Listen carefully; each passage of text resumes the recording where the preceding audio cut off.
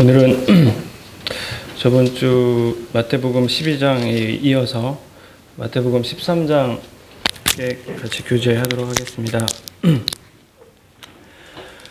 마태복음 13장은 13장 보기 전에 한번 좀 절수가 많은데 30절까지 같이 교독으로 읽도록 하겠습니다. 제가 먼저 읽도록 하겠습니다.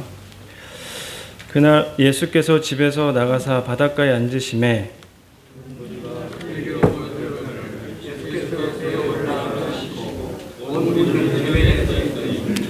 예수께서 비유로 여러 가지를 그들에게 말씀하여 이르시되 씨를 뿌리는 자가 뿌리러 나가서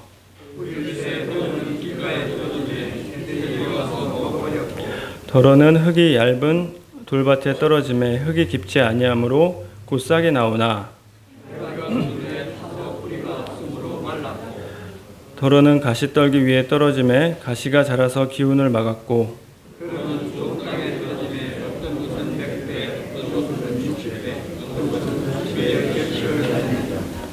귀 있는 자는 들으라 하시니라.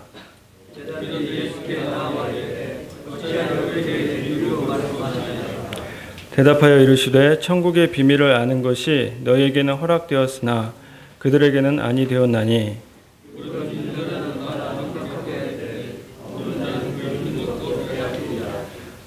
그러므로 내가 그들에게 비유로 말하는 것은 그들이 보아도 보지 못하며 들어도 듣지 못하며 깨닫지 못함이니라.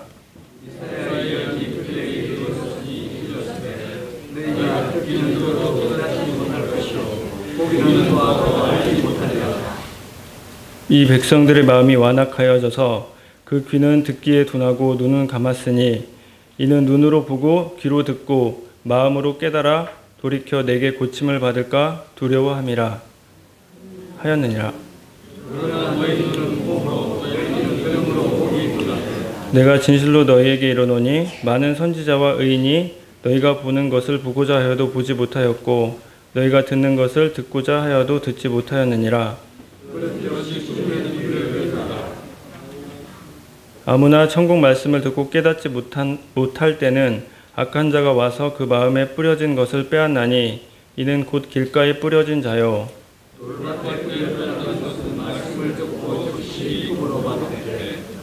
그 속에 뿌리가 없어 잠시 견디다가 말씀으로 말미암아 환난이나 박해가 일어날 때는 곧 넘어지는 자요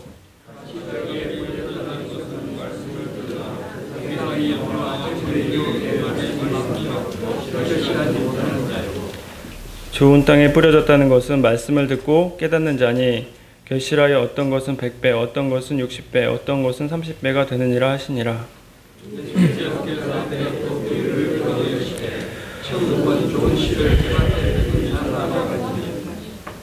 사람들이 잘 때에 그 원수가 와서 곡식 가운데 가라지를 덧뿌리고 갔더니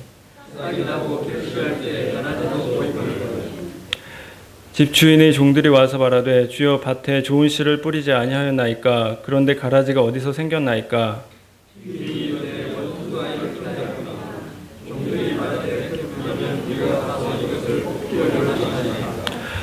주인이 이르되 가만두라 가라지를 뽑다가 곡식까지 뽑을까 염려하노라.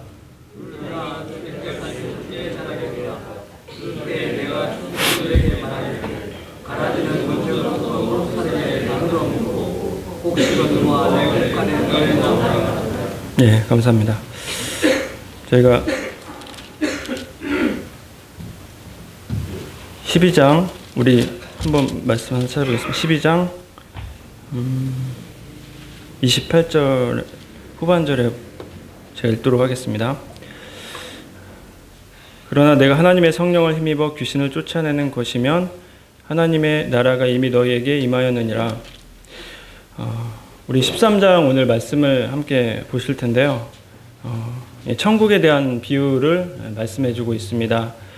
우리가 이제 12장에서 천국이 이미 너희에게 임했다라고 예수님께서 말씀을 해주시는 걸 보게 되는데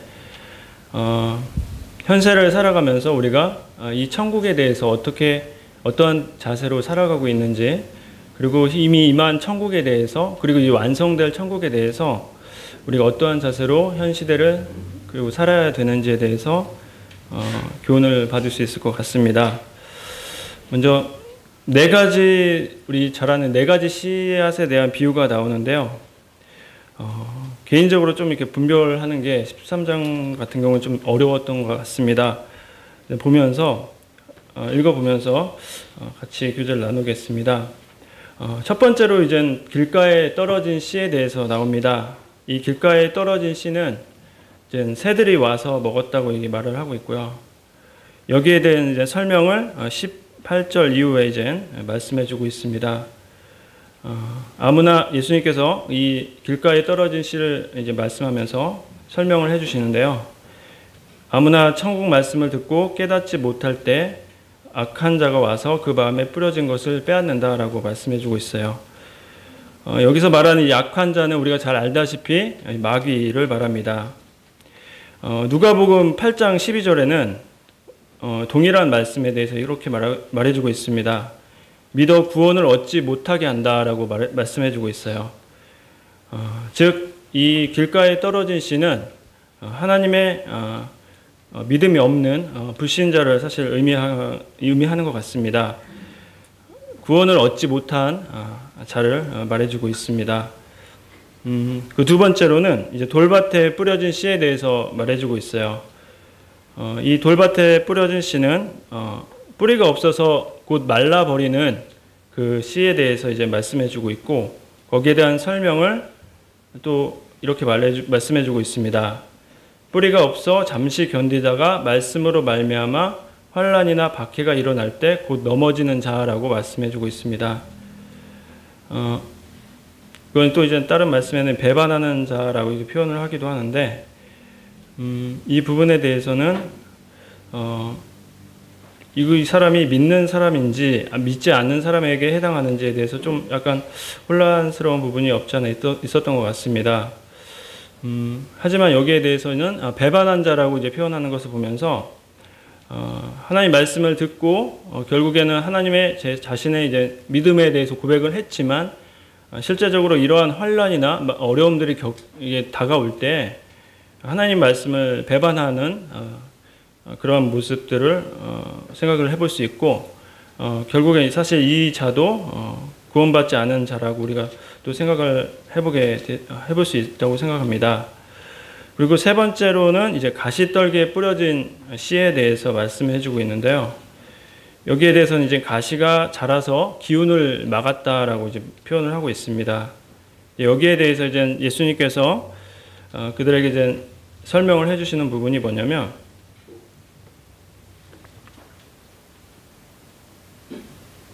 같이 한번 22절을 한번 읽어보겠습니다. 가시떨기에 뿌려졌다는 것은 말씀을 들으나 세상의 염려와 재물의 유혹에 말씀이 막혀 결실하지 못하는 자요 라고 말씀해주고 있습니다. 세상의 염려와 재물의 유혹에 말씀이 막혔다라는 이 부분은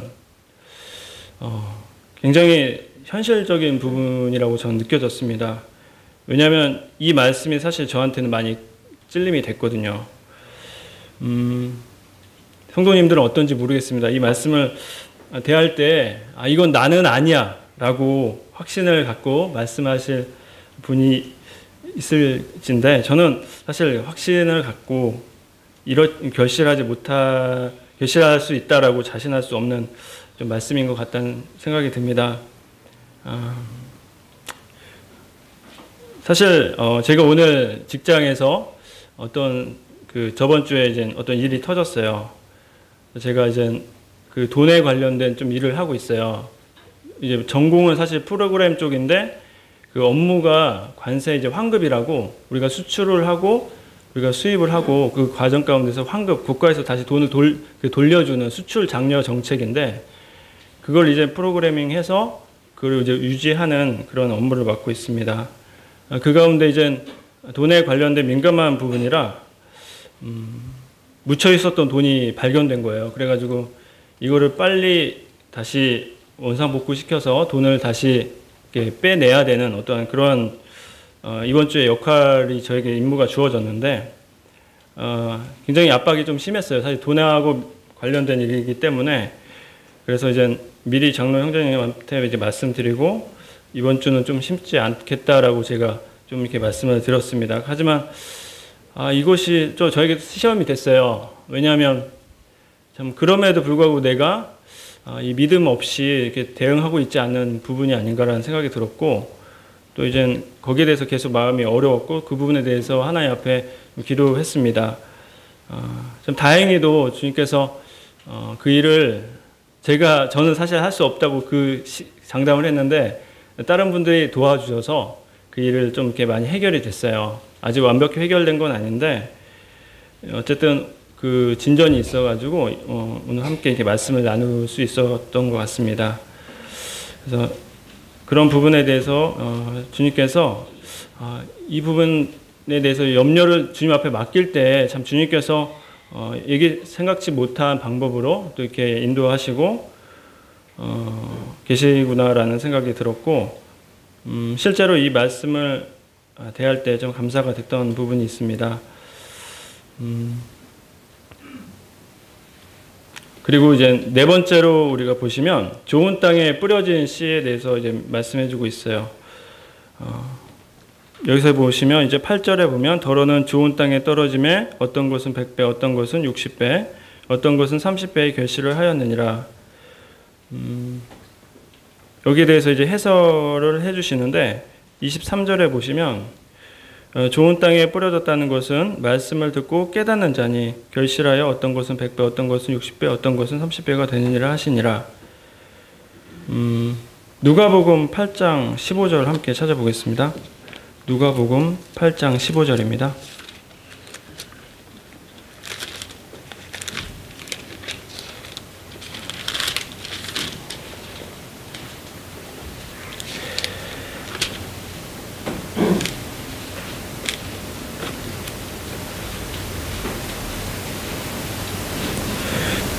읽도록 하겠습니다. 좋은 땅에 있다는 것은 착하고 좋은 마음으로 말씀을 듣고 지키어 인내로 결실하는 자니라. 좀 더 자세하게 말씀을 해주시고 계십니다. 좋은 땅에 있다는 것은 착하고 좋은 마음으로 말씀을 듣는다. 그리고 거기에 더 나아가서 지키어 인내로 결실한다라고 말씀해주고 있습니다. 그래서 여기서 말씀하는 착하고 좋은 마음이 무엇일까? 영어 성경에는 숭고하다는 그런 노블이라는 영어 단어를 쓰고 있더라고요. 이 좋은 마음은 또 여러 가지 생각을 해볼 수 있을 것 같아요. 어린아이와 같은 마음이라고 성경에 또 표현을 하고 있는 것 같고요.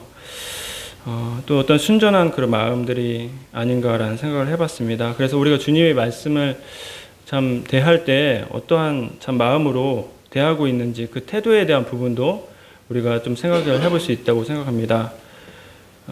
제가 학생회를 지금은 잠깐 쉬고 있지만 학생들한테 좀 중점적으로 얘기했던 부분 중에 하나가 말씀에 대한 태도였던 것 같아요. 왜냐하면 그 태도가 그 사람을 결정하기도 하고요. 그리고 거기에 따라서 열매가 맺기도 하는 것 같다는 생각이 들었기 때문입니다.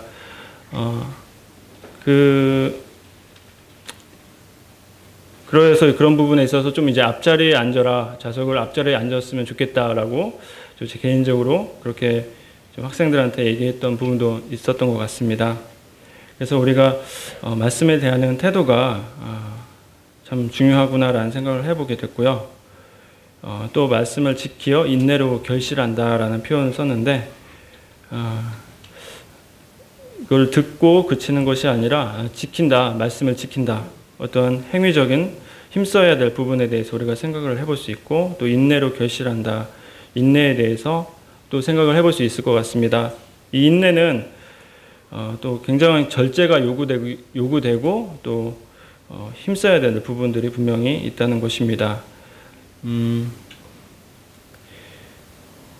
반면에 이제 좋은 땅과 반대되는 어떠한 개념이 무엇일까라고 생각을 해봤는데 고집스러운 부분이 아닌가라는 생각을 해봤어요. 하나님의 말씀을 들었지만 우리 앞에도 나오지만 이해하지 못하잖아. 말씀을 이해하지 못할 만큼 그들이 죄에 대해서 하나님 말씀에 대해서 완악해 있는 그런 모습들을 보게 되고 그들이 이러한 완악하고 고집스러운 부분이 있었다. 하나님 말씀에 대해서 열린 자세로 그렇게 대하는 것이 아니라 굉장히 고집스럽고 고정관념에 치우쳐서 살았던 그리고 살고 있는 자들이 바로 이 반대되는 악한 마음이 아닌가라는 생각을 또 해보게 되었습니다. 이제 여기에 대해서 이제 씨에 대해서 표현을 하고 또 거기에 대해서 이제 결실하는 거에 대해서 말씀을 해주고 계신데,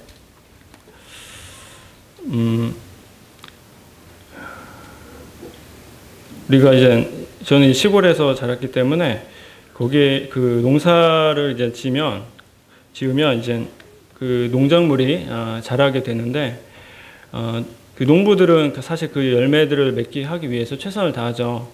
하지만 그 열매를 맺지 못하는 그러한 환경이 있어요.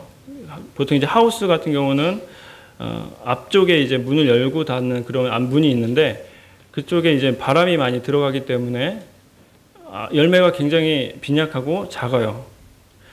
그랬을 때 이제 사실 굉장히 열매가 작기 때문에 상품 가치는 떨어질 것이라고 생각은 하지만 사실 또 그렇지도 않아요. 그것이 끝까지 가긴 하더라고요. 그러니까 농부는 그걸 포기하진 않아요. 그래서 그것을 끝까지 결실하는, 그래서 결국엔 그것마저도 사실 상품 가치가 되는 것을 이렇게 보게 되는데, 참 하나님께서도 우리에게 어떠한 결실을 하기 위해서 하나님의 열심이 분명히 우리 삶 가운데 있다라는 생각이 듭니다. 우리가 이러한 좋은 열매를 맺게 하기 위해서 우리의 어떠한 태도적인 측면도 중요하지만 또 하나님께서 우리를 어떻게 대하고 계신지, 어떠한 최선으로 그 농부가 그 작물을 기르는 것처럼 최선을 다하는 것처럼 그 주님께서도 우리에 대한 어떠한 최선을 다하고 계신다라는 생각도 해보게 되었습니다. 근데 사실 가장 이제 안 좋은 케이스가 열매를 맺지 못해서, 줄기는 무성한데 열매가 없어요. 그러면 결국에는 뽑아버리죠. 그런 걸 보면서 참 주님의 어떤 추수할 때 그 모습이 참 그와 같지 않을까라는 생각도 해보게 됩니다. 두 번째로는 우리가 가라지의 비유에 대해서 이제 말씀이 나오는데요.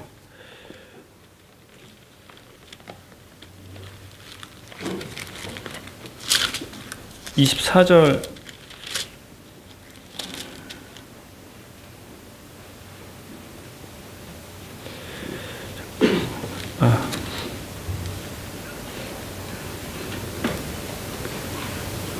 24절에서 30절까지 한번 같이 교독으로 읽어보도록 하겠습니다. 예수께서 그들 앞에 또 비유를 들어 이르시되 천국은 좋은 씨를 제밭에 뿌린 사람과 같으니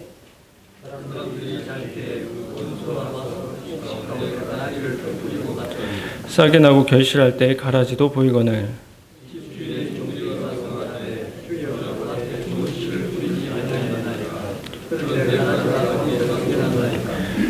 주인이 이르되 원수가 이렇게 하였구나. 종들이 말하되 그러면 우리가 가서 이것을 뽑기를 원하시나이까.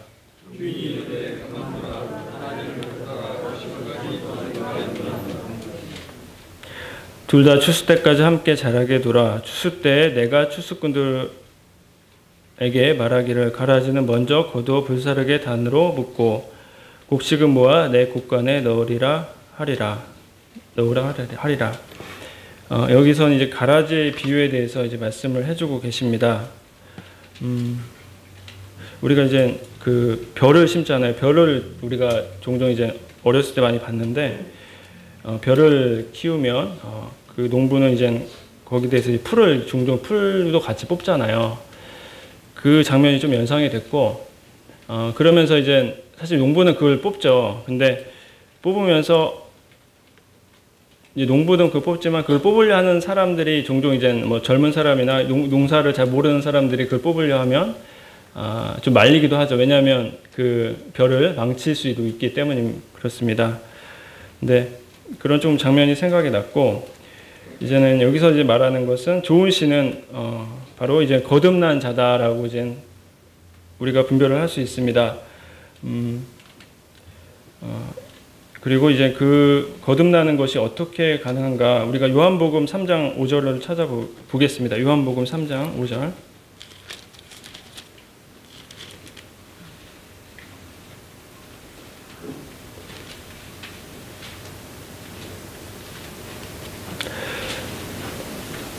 예수께서 대답하시되 진실로 진실로 내게 이르노니 사람이 물과 성령으로 나지 아니하면 하나님의 나라에 들어갈 수 없느니라.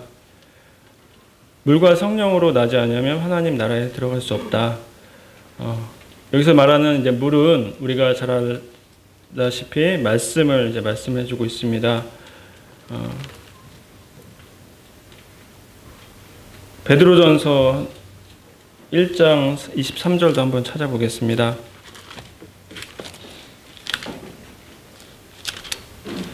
베드로전서 1장 23절.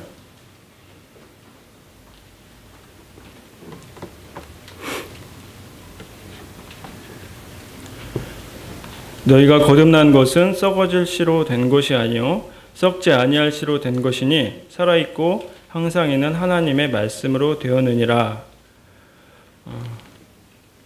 좋은 시에 대해서 과연 좋은 시는 어떠한 시인가, 그리고 그것은 바로 이제 하나님의 말씀에 대해서도 이렇게 언급을 같이 생각을 해볼 수 있는데요.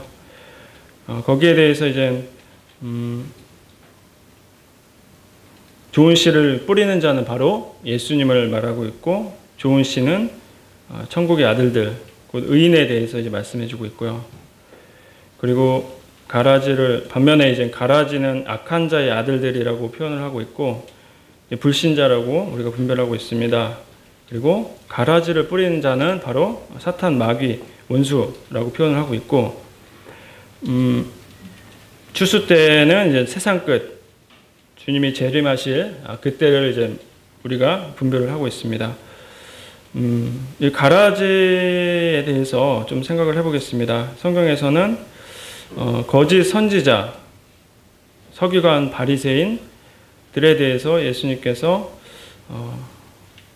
그 가라지에 대해서 이제 말씀을 해주고 계시고, 또 이제 불법을 행하는 자라고 또 말씀을 해주고 계십니다.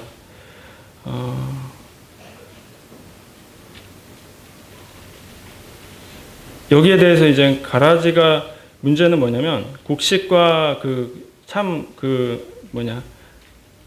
좋은 씨와 그 좋은 씨로 뿌린 그 곡식과 그 가라지는 참 구별하기가 어렵다라는 것입니다. 여기서 말하는 이제 가라지는 이제 독보리라고 하더라고요. 실제로 독이 있는 건 아닌데, 그게 이제는 당시에 이제 밀과 비슷하게 생겼는데, 어떤 세균에 이제 감염이 돼서 균이 이제 침입이 돼가지고 거기에 대해서 이제 독성이 좀 생기는 거예요. 그래가지고 그거를 이제 먹게 되면 좀 이제 배탈이 난다거나 그러한 이제 좀 좋지 않은, 그리고 이제 밀을 같이 빻게 되면 그 맛이 이렇게 질이 확 떨어지는 그러한 작물이기보다 해로운 식물이었다라고 표현을 해주고 있습니다. 그렇지만 이제 그것이 굉장히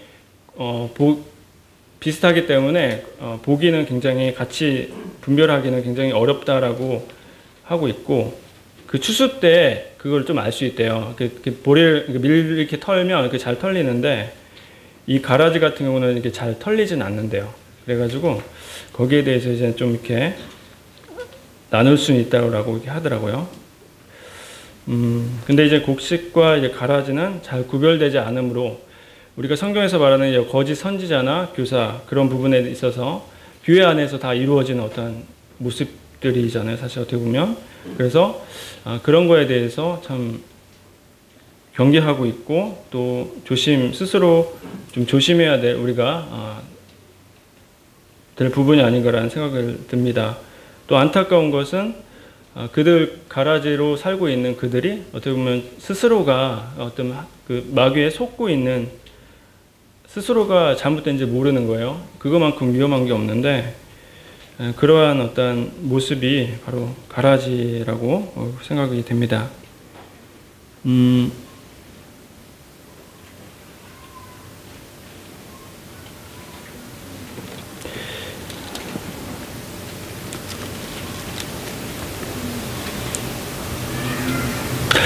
그리고 이제 세 번째로 겨자씨와 누룩에 대해서 나오는데요. 31절에서 33절 그리고 36절에서 43절입니다.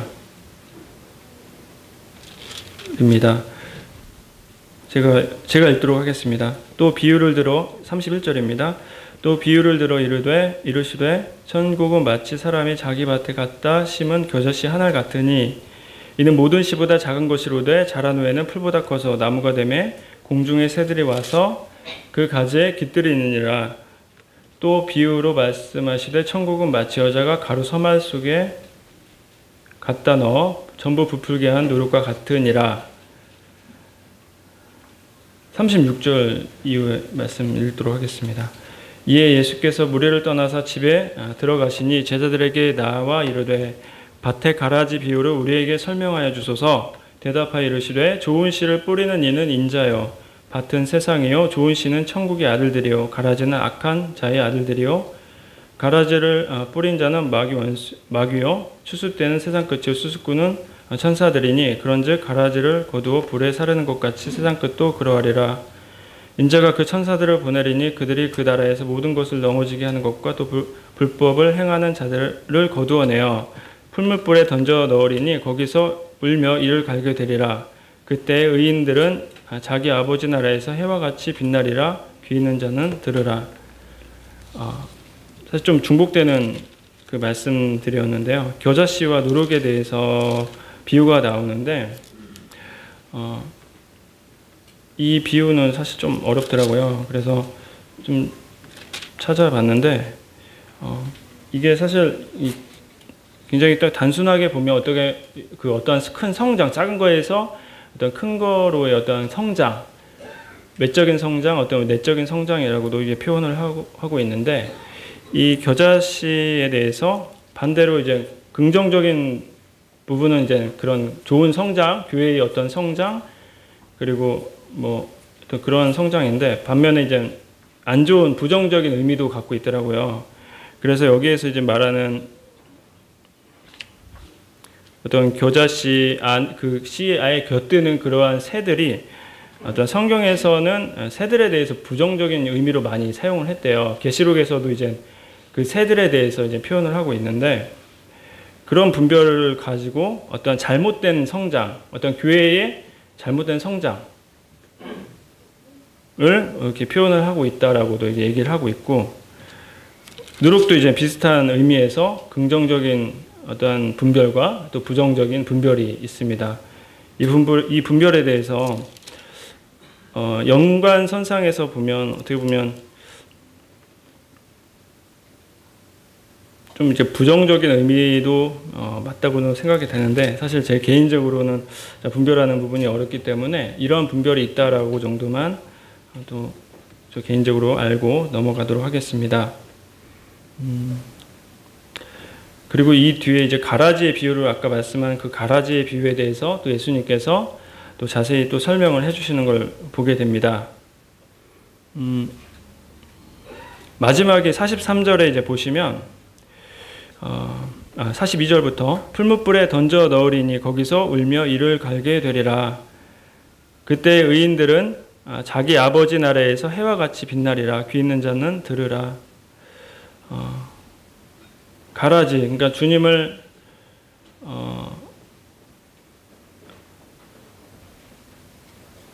믿는다고 하지만 잘못된 믿음을 갖고 있는 대상일 수도 있고 실제로 불신자는 덜 나위 없고요. 거기에 대해서 이제 그 결과에 대해서 좀 경고해주고 있는 무서운 사실 말씀입니다. 그리고 두 번째는 이제 의인은 어떻게 될 것인지에 대해 나오는데 의인은 여기서 말씀하는 의인은 하나님 아까 살펴봤듯이 그 물과 성령으로 거듭난 자이고 또 하나님 말씀을 또 지키어 또 인내로서 결실하는 어떠한 좋은 땅에 떨어진 씨앗처럼 그리고 그 하나님께서 이미 임하였다고 말한 그 천국을 이 땅에서 여전히 이루어가고 계속적으로 이루어가고 주님의 재림을 그 최종적으로 주님의 재림을 기다리는 자들을 말하고 있다고 생각합니다. 우리가 조심해야 될 부분 중에 하나가 이거잖아요. 구원받았다고 끝인 것처럼 살아가는 거. 우리가 그거를 이제 경계하고 있고 또 거기에 대해서 우리가 계속적으로 또 이렇게 뭐랄까요? 확증하는 어떠한 삶을 살아가고 있는 것 같아요. 그래서 이런 것이 참 중요하구나라는 생각이 들었어요. 왜냐하면 이미 구원 받았으니까 넌 아무렇게도 그냥 살아도 돼. 네가 하고 싶은 대로 살아야도 되라는 어떠한 생각들이 은연중에 우리가 가질 수 있는데 그런 것들을 경계하는 좀 말씀이 아닌가라는 생각이 들고요. 실제로 이런 구원파나 그런 이제 종파들이 위험한 부분 중에 하나가 이 부분이 아닌가 생각이 들었습니다.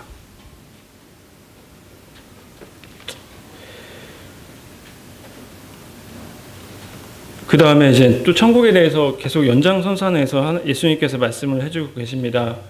앞전에서 이제 4가지 씨의 비유 그리고 가라지와 그 좋은 씨의 그 비유는 사실 많은 사람들에게 했지만 이 천국 3가지 비유에 대해서는 제자들 특별히 제자들에게 있을 때만 이렇게 하는 비유로 나오고 있습니다. 44절에서 50절까지 같이 교독으로 한번 읽도록 하겠습니다. 천국은 마치 밭에 감추인 보화와 같으니 사람이 이를 발견한 후 숨겨두고 기뻐하며 돌아가서 자기의 소유를 다 팔아 그 밭을 사느니라.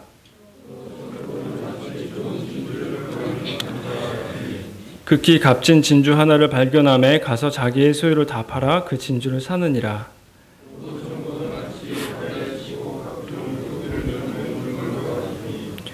그물에 가득함에 물가로 끌어내고 앉아서 좋은 것은 그릇에 담고 못된 것은 내버리느니라.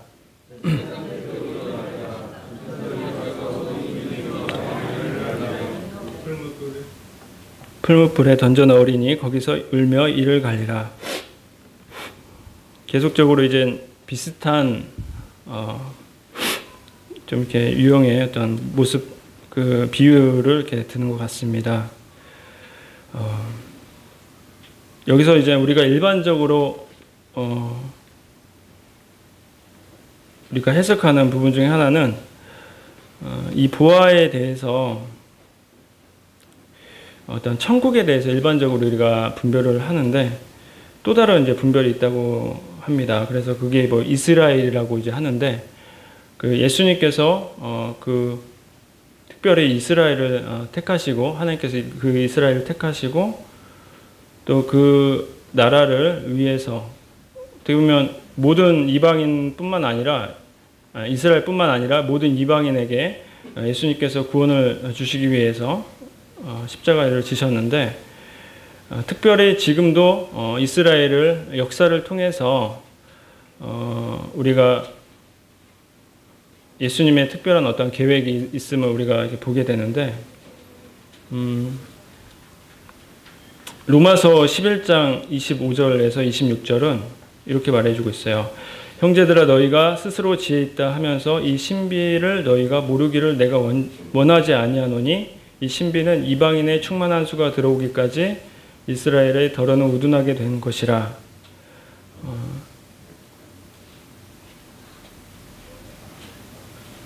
예수님께서 그 이스라엘 백성에 대한 어떤 그 보화에 대한 어떤 분별도 있습니다.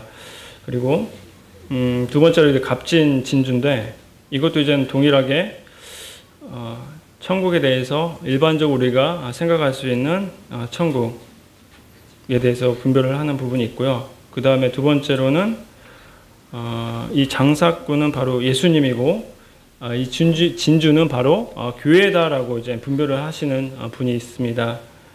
그래서 이 진주에 대해서 좀 찾아봤는데 이 진주는 뭐 다들 아시겠지만 그 이물질이 진주 그 조개 안에 들어와서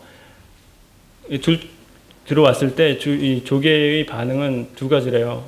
하나는 그냥 그대로 두는 거고 하나는 그 이물질을 덮어서 자기 이제 분비물로 이게 덮어서 계속적으로 그걸 이제 덮다 보면 그게 이제 진주가 된다고 하더라고요. 그래서 그대로 둔 조개들은 결국에 이제 죽게 되고 이제 그렇게 이제 자기의 분비물로 인해서 어떻게 보면 자기 어떤 희생이나 어떤 그런 모습을 통해서 진주까지 이제 만들어지는 어떠한 그 과정들을 보게 되는데,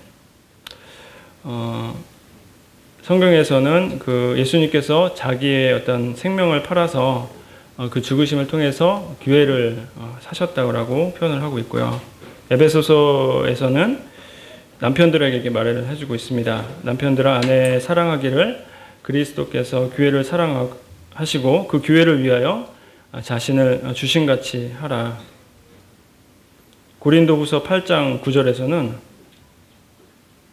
우리 주 예수 그리스도의 은혜를 너희가 알거니와 부요하신 이로써 너희를 위하여 가난하게 되심은 그의 가난함으로 말미암아 너희를 부요하게 하려 하심이라.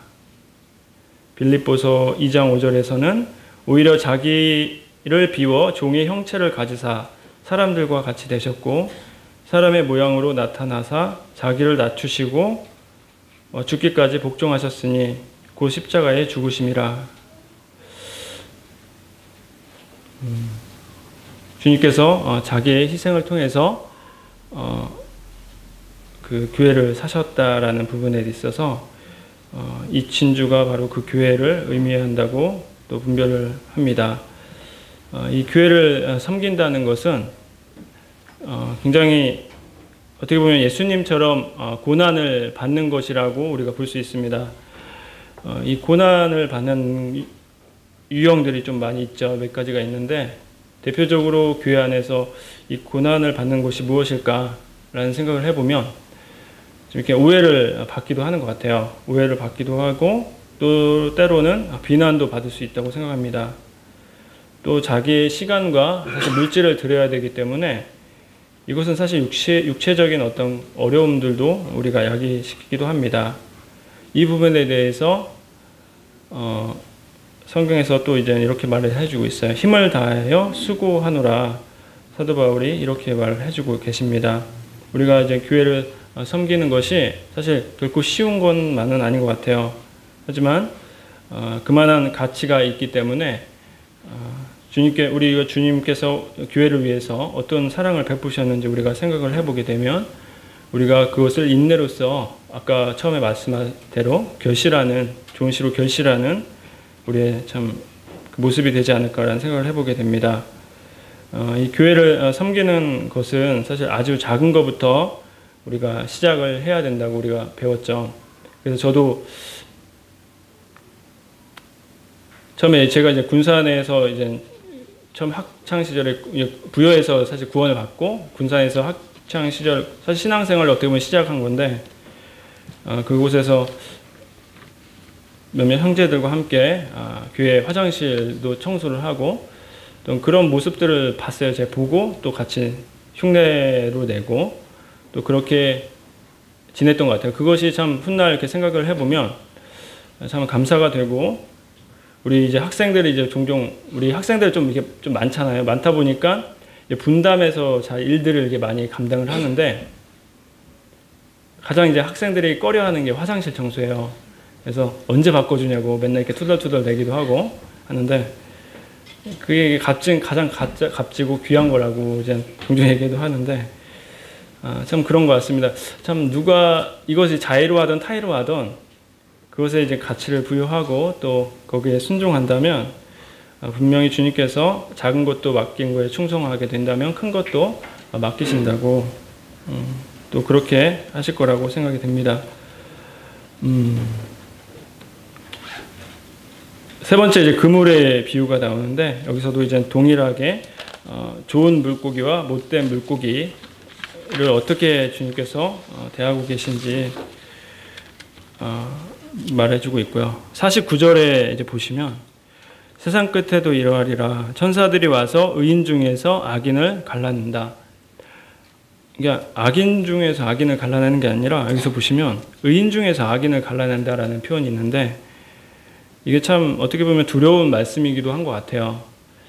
여기서 말하는 의인은 사실 의인 중에서 악인을 갈라낸다는 것은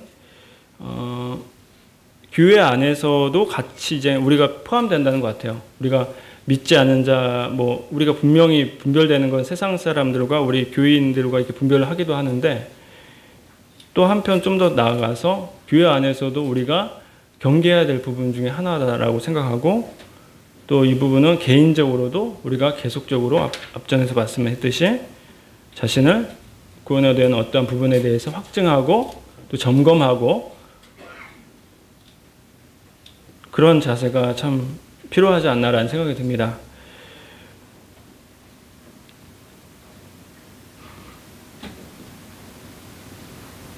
동일하게 50절에는 거기에 대해서 그 악인에 대해서 그 결과에 대해서 말해주고 있습니다. 나더러 주여 주여 하는 자마다 천국에 다 들어갈 것이 아니라고 주님께서 말씀해 주셨고, 이 부분에 대해서 우리가 다시 한번 생각을 해보게 됩니다. 여기까지 사실 제가 준비를 했고요. 우리가 좀 정리를 하자면,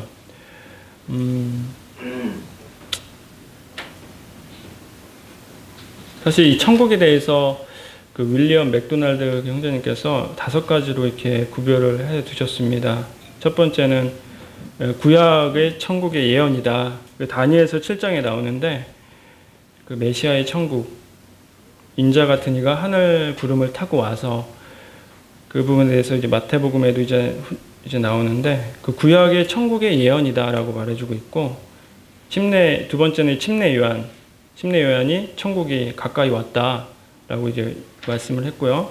그 예수님께서 이제 공생애 하시면서 이런 말씀을 하셨어요. 이미 천국이 너희에게 임하였다.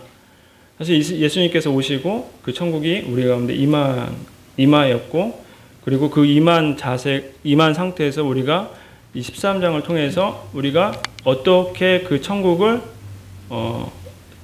살아야 될지에 대해서 교훈을 해주고 있는 것 같아요. 그래서 그런 현재 진행 중인, 그리고 그런 부분에 있어서 우리가 생각을 해볼 수 있고, 5번째로 종말에 있을 주님이 이제 재림시에 오는 어떤 천국에 대해서 우리가 또 그 윌리엄 맥도널드 형제님께서 그렇게 5가지를 나누고 있었습니다. 결과적으로 보면 우리가 이 좋은 씨, 그리고 좋은 땅에 뿌려진 씨앗, 그리고 어떤 천국의 이제 비유들을 통해서 가장 또 중요한 핵심이 바로 예수님께서 지금 나의 삶을 통치하고 계신가라는 부분이 아닌가 생각이 듭니다. 아무리 우리가 좋은 말씀을 듣고 또 그렇게 행한다 해도 그 마음 가운데, 그 마음밭에 주님의 씨가 뿌려지지 않고, 또 그것은 결과적으로 그렇게 통치가 이루어지지 않을 텐데, 그런 예수님의 통치가 참 우리 삶 가운데 진행되고 있는지, 그거에 대해서 저도 이 말씀을 같이 보면서 좀 생각을 해보게 되었고, 너무 사실 분주하게 살아가고 있는데, 참 이렇게 어쩔 때는 이런 생각도 들어요. 너무 분주하고 버거울 때가 있는데 꼭 이렇게 살아야 되는 건지에 대해서 굉장히 회의감이 들어요. 근데 참 위로가 되는 말씀은 주님께서 이러한 가정 가운데 열매를 맺으신다, 인내로서 결실하게 하신다 라는 생각이 들었고, 또 거기에 대해서 지금 임한 천국을 내가 누리는 것이 맞구나. 주님은 편에서 막연하게 대하는 것이 아니라, 주님을 막연하게 대하고 우리가 살아가는 것이 아니라 거기에 대해서 우리가 준비하는 것, 그리고 그 태도를 갖는 것이 매우 중요하구나라는 생각을 해보게 되었습니다.